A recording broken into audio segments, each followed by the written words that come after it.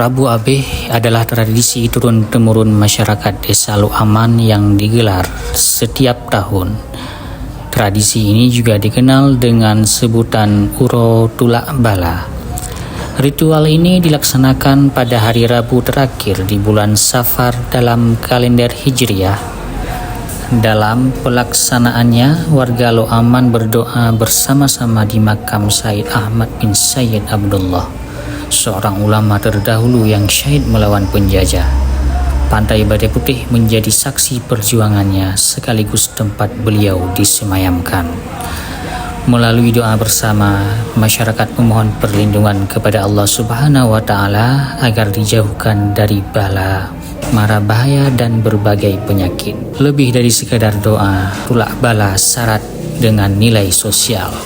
Tradisi ini menjadi ajang silaturahmi, mempererat ikatan kekeluargaan, sekaligus menumbuhkan kepedulian masyarakat terhadap kelestarian lingkungan.